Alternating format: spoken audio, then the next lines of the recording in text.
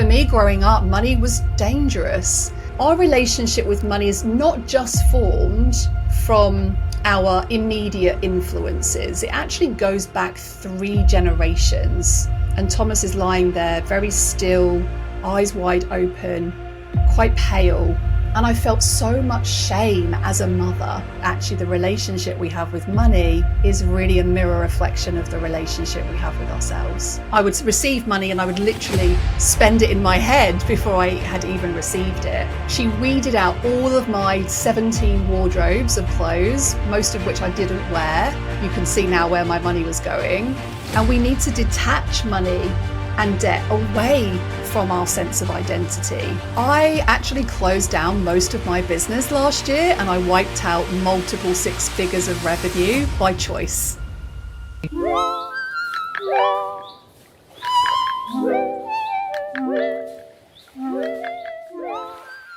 Welcome back to another episode of the Money Honey podcast with me, your host, Rosalia Lazara Tilley. Now, I, as you know, every week am blessed to be joined by talented women within the finance or property or construction industry. And that's what this place is about. It's about having a voice, using it positively to empower the next person. Now, even if one person listens to the show or to that guest and feels a change or feels a light bulb moment, then our job here is done. So for that, to find your money honey, to find the episode for you, to absorb all of this talent and inspiration that these guests bring, then of course, please do remember to click the subscribe button so that you get notified for every show that comes out. We also have a newsletter community, which is the Money Honey newsletter. If you haven't seen that or got access to that, it's in the show notes. Be sure to scroll down, check it out, because through the newsletter, by the way, as well as announcing all the exciting money honeys that are on the show, we are launching events, we host events, networking events. We might have freebies that our guests are looking to share with you. We might have really helpful resources as well. So if you're not part of that newsletter, you may not fully be taking advantage of the power of the Money Honey podcast. So please be sure to check out the show notes and register yourself on the Money Honey newsletter and of course onto the show as well. Now today, the topic is not an easy one. It's quite heavy. It's something that we hear other people, it happens to other people. We think, oh, that's never going to happen to us, right? But I have brought this story to you because I know it happens. Even if you are suffering silently, you don't need to. And I hope that this story will inspire you to take the appropriate action. Now, this particular money honey on the show today, given that she was a financial advisor, a qualified financial advisor, giving people advice about their money, she was buried in a secret, in something that was eating her up. And that was the tune of £30,000 of debt. And how do you go to work on a daily basis with that hanging over your shoulders, sitting in your heart and trying to help other people? That overwhelm is real. And because of that, I love these stories that people use and turn it around. They make their setback their comeback, and then they go on to help lots of other people. So this money honey, what I love about her energy and her approach is that not only was she a financial advisor, she then became dedicated to helping and going on a mission to helping women with their financial health. The psychology of money, the narrative around money, the strategies to take hold of your money, right? So that's what we're bringing to you today. Someone who has not only been there and also understands the technicalities of finances, but has personally experienced the overwhelm of being in debt and how she got out of it and how she helps women take control of their financial literacy and their financial wealth. So without further ado, I am so delighted to welcome you all and introduce you to Catherine Morgan. Welcome on the show. Thank you so much. I feel special being called a money honey. Wow.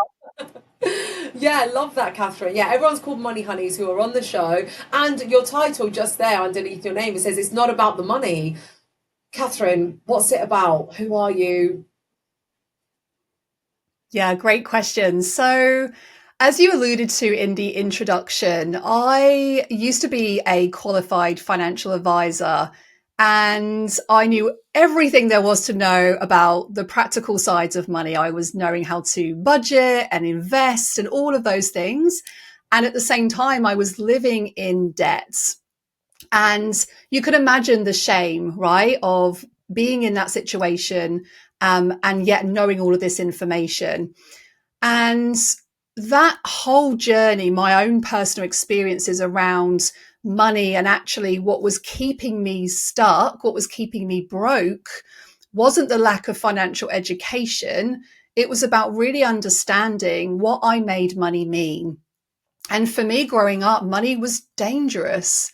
It wasn't something that felt safe for me as a woman to have. Certainly wasn't something that I felt safe to earn and keep hold of. And what was fascinating for me is that over my own journey, I ended up being in that situation, paying off all of that debt, and now building multiple seven-figure businesses, not because I learned more about money, but because I learned more about my relationship to it. And that's where the "it's not about the money" comes from in terms of my best-selling book and my podcast is really that it isn't just about learning the practical pieces around money. It's also about understanding the relationship that we have with money. I love that. So you heard it here, money honeys. It's not about the money, right? So the relationship with the money. So can we just break down the journey? Maybe people have had different uh reasons for why they are where they are, but what got you into £30,000 worth of debt? Yeah, great question. So for me, the way I used money is that I would find it quite easy to make money, but I couldn't keep hold of it. So what that looked like for me is that I would make money working at the bank. I actually had a really good salary working at the bank. I was a financial advisor for many years. I also worked in the Channel Islands in Jersey, which is where I now live, and was making really good money, but I couldn't hold on to it. So the patterns for me were overspending. I would receive money and I would literally spend it in my head before I had even received it. And the shift for me came at two moments in my life. The first was actually one particular day. I was 28 years old. I was walking to work in Jersey, beautiful island if you've never been to visit over here. I was walking along the seafront, was walking to the bank, and opposite the bank was a coffee shop.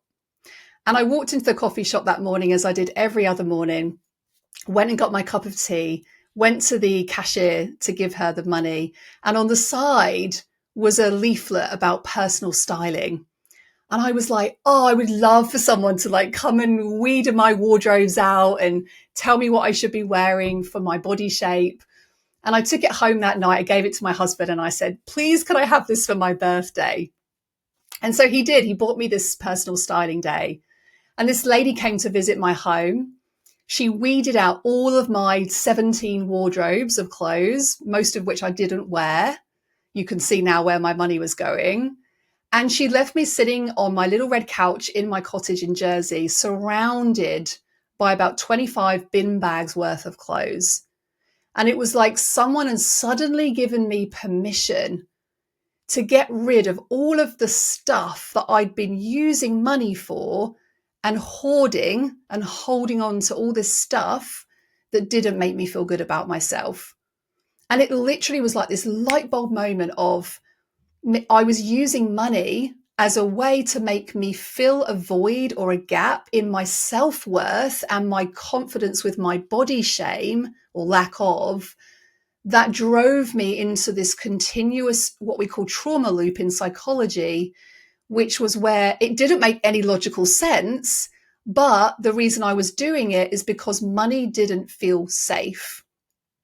And that whole experience led me to then flying over this lady over to Jersey. She trained me to be a personal stylist because I was like, more women need to know about need to know about this, right?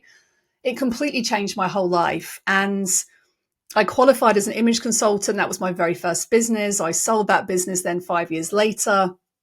And that was my first experience of directly relating my self-worth with money.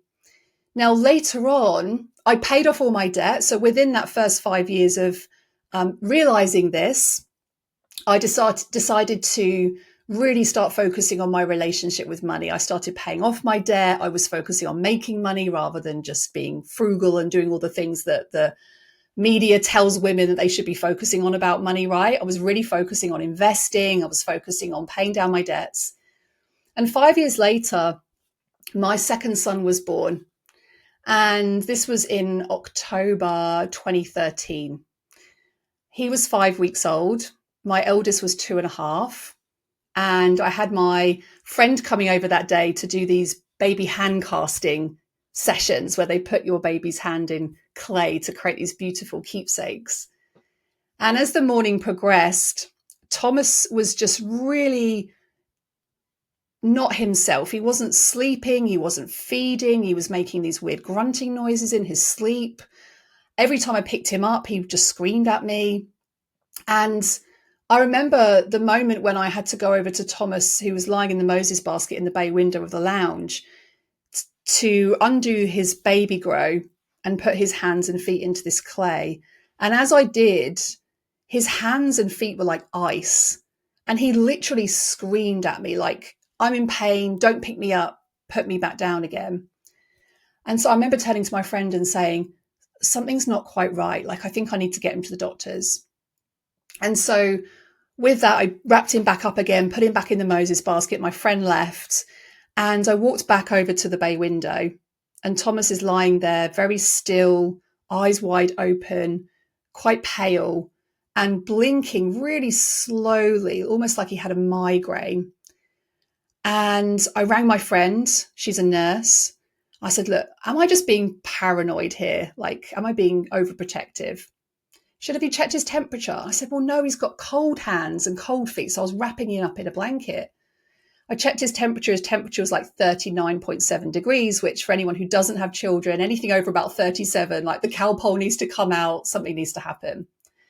And with that, I rang my husband. I put him in the car seat, got in the car and I drove straight down to A&E. And within 20 minutes of arriving, Thomas's skin started to mottle. The doctors put me on a wheelchair, put me on that seat. He was in my arms and they wheeled us into resuscitation. And I remember thinking, this is pretty serious, right? And 15 doctors started swarming around the beds and they kept using all this medical jargon that I didn't understand. They were saying sepsis. And I was like, what the hell is sepsis? Like, I think I know what it means. Later frantically Googling what that means. And within that week of being in hospital, 2 days after we were admitted, Thomas was diagnosed with bacterial meningitis, which is the worst form of meningitis. And we were very, very lucky that because we got him in so quickly, he's now a very healthy and happy 11-year-old boy. But in that moment, I remember feeling so much shame and guilt that I didn't understand the jargon that was being used with me. I didn't understand what sepsis was. I didn't know that the symptoms of sepsis in babies are cold hands and cold feet and grunting in their sleep and not feeding. And I felt so much shame as a mother. And I went back to work a year later and I sat in my office at the bank as a financial advisor. I was working part-time at that point. And this lady came into my office. She just lost her husband, never managed money in her entire life. And we spent 2 hours digging out all of her paperwork, sorting out all of her shareholdings, came out of that office and my sales manager rang me and said, how many products did you sell her? And I was like, none, zero. She didn't need any financial products. She just needed some space to talk about money, to talk about the emotions that she was experiencing with this sudden loss. And that was it for me. I was like, this is nothing to do with the money, right? The consequence for me of that moment in my life was that I was diagnosed with PTSD. I then went back into these spirals of overspending as a way to try and control anxiety and stress. In the same way that the lady who just lost her husband didn't need a financial product. She just needed to be held in that space of dealing with grief. And so those are the two moments for me that just changed everything, really made me realize that actually the relationship we have with money is really a mirror reflection of the relationship we have with ourselves. Like I said at the beginning of the show, it wasn't going to be an easy topic. It wasn't going to be, you know, an everyday story that we hear. So I do want to honor and thank you for sharing such a brave story. It sounds like you've shared it a lot, and you probably, you know, given that your boy's 11 now, you probably tell it with, yes, that was a hard time, but wow, am I lucky now? So I'm really happy that the story ends positively. But thank you again for that courage for sharing it here, because you know, that's the whole purpose of doing things like this, is that I wanted to create a safe space for women to come and be the voice for what they wanted to represent. And I'm sure you wish you would have had someone say it out loud and for you to be like, oh, I'm not alone. And so I really do hope someone feels that. I know people will feel that off the back of what you've just described. So thank you. Well, I think the important piece in this for me is that we talk a lot about strategies, and we talk a lot about financial education and the practical sides of money. But really, if we hold these beliefs about ourselves that money is only for men, or that rich people are greedy, money doesn't grow on trees, all of these different beliefs, then those beliefs go to impact on the way that we feel about money. And it's how we feel about money that impacts on how we behave with it. Whether that is staying in feast or famine cycles, whether that is putting a ceiling upon how much you are allowed to earn, because anything over that amount may be damaging to your culture or how much your family were able to earn, or even something like, I see this a lot in business owners, is that they feel very giving in their relationship to money. And so they feel guilty about earning more than other people who might be struggling in the world. So I think there's such a deep and meaningful conversation to be had around the psychology of money and the meaning that we give to it. How can we test a bit of your theory on me?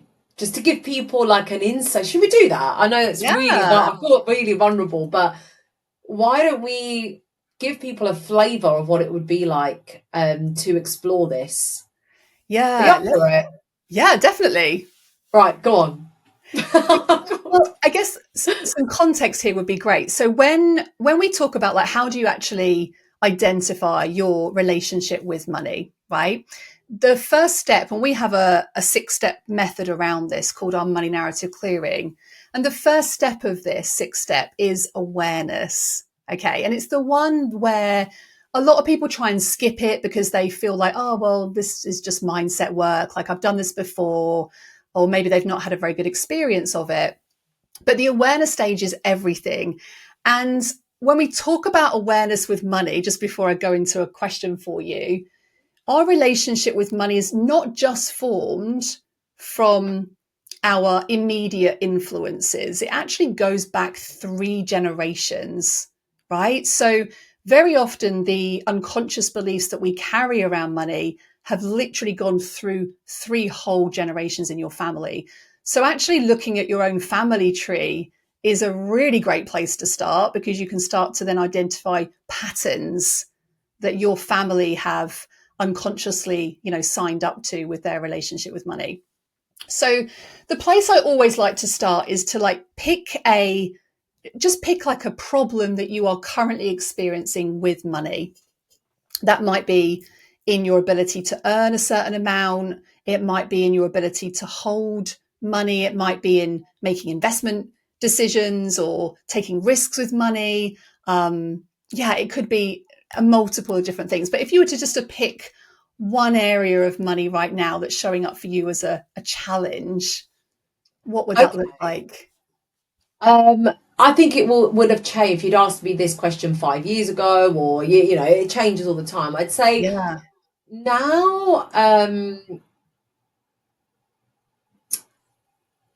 I actually feel like I don't know what to do with it sometimes. So I'm earning more than I ever have before, and I'm leaving it in the business, putting some towards my pension. We've drawn down the equity from our house to invest in property.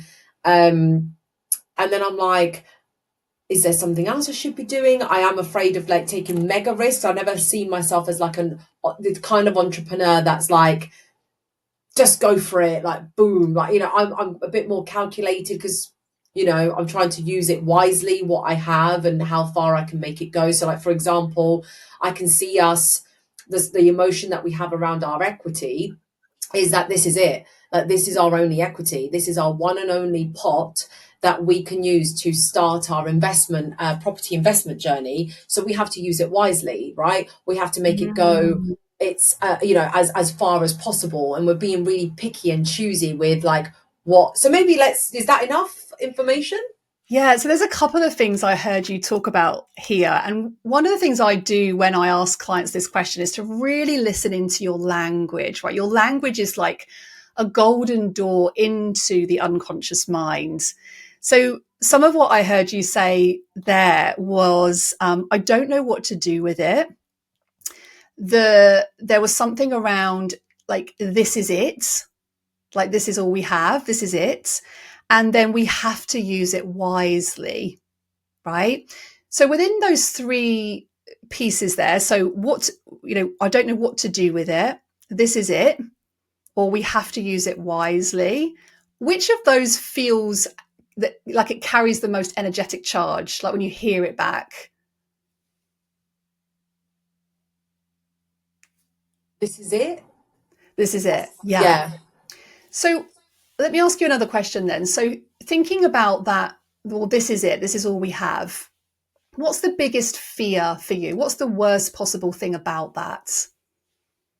Getting it wrong. If we put it into the wrong deal and we lose it, it could take us years to get our equity back and recuperate. You know, I've never been in debt, Catherine. Like, I've never had bad debt. So maybe because the fear of what bad debt looks like has stopped me from getting into it. But because I've never had it, I'm trying to never get into it. Yeah. I think And that's so, conscious, that subconsciously, consciously looking at myself from the outside in, I can see that I'm being cautious with my choices and decisions because I want to get it right. because if you don't get it right, what happens? I'll get into debt and then it will be horrible. And if you get into debt and it will be horrible, what's the consequence of that? Um, I don't think that's going to look very nice. I don't think that that feeling of being in debt is going to feel great. It's going to be limiting. It's going to be restrictive. It's going to be stressful. That's how I see bad debt, I suppose. So the debt would therefore feel stressful for you. Yeah. Yeah. And what does that remind you of when you think about money being stressful? What does it remind me of? Money being stressful. I don't know. Don't know what it reminds me of. Is there an earlier time in your life where money felt Oh, stressful? oh, I see. Just I guess the closest to that would be either making money. Let's say recruitment was a great money making machine kind of job, high income, high commissions, but it was the most stressful job I've ever had. It was really intense, long hours. That was really stressful. um but now I'm making money in my shed, in my garden, in the opposite dynamic to recruitment world, and I'm Yeah. making more than I was. So I feel like my relationship there has improved with money doesn't equal stress today, as in maybe the debt equals stress, but making money doesn't feel stressful anymore. Hmm. And if you don't have money, what does that mean? What, not nothing at all? Yeah. I don't know. I wouldn't have a roof over my head of my own. I'd have to move in back with my mum and dad. Um, I wouldn't be able to do the things that I do. Yeah, I don't think not having money. I've always worked for my money, and I think when you sort of speak about generations, Mm, I come from a generation like, again, thinking about my granddad. You know, we're Sicilian. We're farmers. We come from a land, like working the land, living with very little, having very little, just scraping by, just having enough. You know, mm. uh, we're not a family of business owners and entrepreneurs and a family of, you know, trust funds. You know, like that's not where we come from. We come from work. We work for what we do. Yeah. And so was there a time earlier than the recruitment days where money was stressful for you? I would have been too young. Well, I literally worked as a shampoo girl and Saturday girl on a Saturday, and with that money, you know, it wasn't my favorite job, you know, but I enjoyed so many aspects of it, and I saved up enough to buy my first laptop to go to university, and I even saved up money to get my car. So yeah, I think the most stress, you know, as a student at uni, like you pay rent to the landlord. He never gave it back to us because he made up loads of stuff that we did to the property. I was literally a clean freak, but he found reasons not to give us our money back. So there was that blip Mm. where it was like, well, that's our money. Why would you not give it back to us? And it still happens this day. Um, And yeah, like I said, when you think about those moments, can you like feel the difference when you go into those experiences? Like there's this real contraction of where money didn't feel good, like money was stressful. It was like, well, I cleaned all the properties, but then still the landlord was like trying to hold on to this money, right? Like, and it didn't make any sense. And talking even about your family where they had to really work, the land, they had to really work hard to make money, right? Is that all of these experiences, if I was doing a bigger, longer yeah, I conversation with you appreciate we about don't have the time. Yes, yes. yeah, I would want to be like trying to almost create this thread, this loop of what were the experiences that you had within your lifetime? Were there any experiences that your family experienced themselves where energetically they're carrying those money traumas, they're carrying those stresses around money that are then feeding through the generations, right? And in the language patterns that we're trying to observe in our own descriptions of money, we're looking for these clues of, well, what is the feeling that sits beneath all of that? So fear, excuse me, fear is a big one. Stress is another one. These are two of the words that I heard you talk about in some of those experiences. And thank you for sharing those. And so when we take those two emotions, stress and fear, what we want to do is to be able to lift those emotions and understand where they came from so that we can reveal what is the story underneath those stories, like those underneath those emotions. So we can reveal the money story by understanding the emotion. And most of us will know, like, how do we feel about money? Money feels joyful or stressful or limiting or expansive. Like, well, there'll be some emotion that we connect to money. And so, what I would get you to think about here, I guess, is that if we understand what is the biggest emotion that is driving the decisions we are making around money, how is that serving you and how is that sabotaging you? So, if Yeah. you take the subject you were talking about of like stress, like having to make the right decisions, like what if it goes wrong? What are people going to say about that, right? Fear of failure. What happens if I don't make the perfect decision or it's not the best property deal, right? Then it might be that we are dropping into that emotion of, well, I'm just really fearful of not making the best decision. Well, how is that supporting you?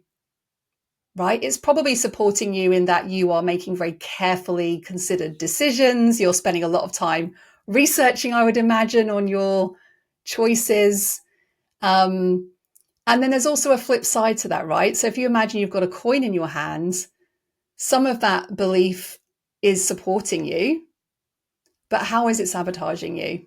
Yes, because I actually recently shared on my socials a video about a recent flop that I had in my business. That I launched something, and long story short, it didn't go well at all. It didn't sell. If anything, I got the sponsors on board, promising them this big thing. Wasn't happening. I gave them their money back. So not only did I not make any money, I actually had to refund people because I wanted to honor my word. And I shared this flop in the business, but I was honest and transparent and authentic enough to really put my hands up and say, like, I let that hang over me for way too long because I forgot what the meaning of being an entrepreneur truly is. I was so used to getting it right. I was so used to getting a win. I focused too hard on the win that I forgot the true meaning of entrepreneurship, of trial and error and exploring, and actually the law of averages, that entrepreneurs do fail more than they succeed. And I forgot how to fail because I'd had a winning streak of getting it right. But actually, I'm self-sabotaging because I am creating restrictions in my own business because I'm not taking that leap of faith and trialing things and exploring things. I'm only making the careful decisions, which means I'm making less.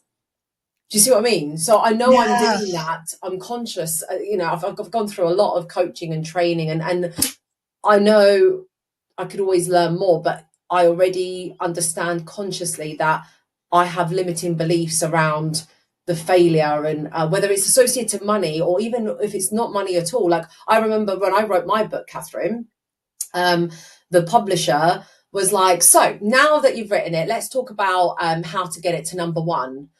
And I was like, "Oh, no, no, no, that's not why I wrote it." I was like, "No, that's not important." I said, "The Yeah. point is, I just want a book." And she was like, "Come on, Ros, like, you were going to get it to number one." I was like, then I reflected and went to sleep on it. And I was like, I don't want a number one bestseller because I already feel proud of having the book. I want a number one bestseller because the team who's worked on it I don't know, that's just my way of speaking, Catherine. That's just how my attitude towards this. I just thought, you know what? The graphic designers worked on this, the person who's coached me through it. Everyone deserves to have a number one bestseller. And I worked day, night. I lost my voice just from the shit. You've launched a book before, right? So Yeah. you have no idea how many voice notes I sent to everybody about the book is coming. Please, be sure to. And that was like my version of, you know, going beyond my own limiting belief, because I thought if I set myself the target that I want a number one bestseller and I don't get it, I failed. Yeah, Do you interesting. know And what I this mean? it that fear of failure is a really common trap for a lot of business owners, in the same way as fear of success is as well, actually. Fear of success, I heard you talk about with, well, I don't need to get to number one. Just writing the book is enough for me, right? Well, why don't we get to have both? Why don't we get I know. I don't know. I was just like, I'm happy with the book. Like, I'm happy. The fact that I even managed to write a book is good enough. Yeah, and a lot of it is where, if you think about the different states in psychology that we get into around money, one is the victim and one is the ego. And the ego is an interesting one, right? Because the ego is there to be the one who gets us visible, that shouts and screams about our successes. But very often we don't feel safe to be in that, because we're like, well, what are people going to say? They're going to say, oh, like, look at her, like, shouting and screaming about the fact that she's got a number one best-selling book, right? So what we do is we shrink ourselves, we shrink down our achievements, because it just feels safer to do so. And I think that's a really good example of where you're putting these limits on yourself. And I include myself in this. Like, when I published my book, I was exactly the same. I was like, it doesn't need to get to number one. Just writing it is enough. I just want to help loads of people. And Yeah. actually, what was going on there was this real self-sabotaging pattern, that it wasn't safe for me to have both, Yeah. right? Which is why we don't celebrate things very Yeah. often Because in then business. you feel like then you feel like you can't really celebrate the book. You stop yourself celebrating because you didn't get number one. And it becomes about that. Anyway, it's been super fun and insightful to actually put myself through a little bit of your. So what were you, the 6 steps? Is that the six method clearing? Tell us about that. Sorry, just Yeah. So the method we created is a 6-step method that takes you through changing your own relationship with money. And Mhm. as a previous financial advisor, a lot of our financial professionals, advisors, accountants, property investors, they're already having money conversations with their audiences and their communities and their clients. So this framework is something we created to allow them to go through their own relationship with money, and then they use that method to then go on and support other people in those money conversations. So it's something we've spent many years creating. It's all very psychological based, and that awareness stage is the most important stage, I think, before you then go into the rest of the method, which is then looking at how you move from uh, unsafety and the emotions of money into a place where you can actually feel deserving of receiving money, holding on to it, and then using that to live your most enriched life. Yes, love that. Yeah. And we will feature this in the show notes, guys. Catherine's kindly going to be sharing some links with us. You also said there's going to be a quiz, right? Yeah, so part of it is for some people, like just opening up the conversation around money is very challenging. So we created a money story types assessment tool, which is where you take a very short quiz and you'll get to understand the 5 different money story types, which one you are naturally using. And then you get a 15-page PDF that then goes into strategies and mindset work that are very bespoke around not labeling you, right? This isn't a you're an impulsive with money, therefore you are bad. This is about, well, if you are naturally impulsive with money, this is how you can start to balance that narrative by the other story types. So it's a really fun way to kind of bring that awareness stage to life, but in a really fun and easy way. Yes, I can't wait to put myself through that as well. So we will make sure that that is available to the guests. Now, I did want to finish off on a question around just some of your best achievements. You hit your first million by the age of 41.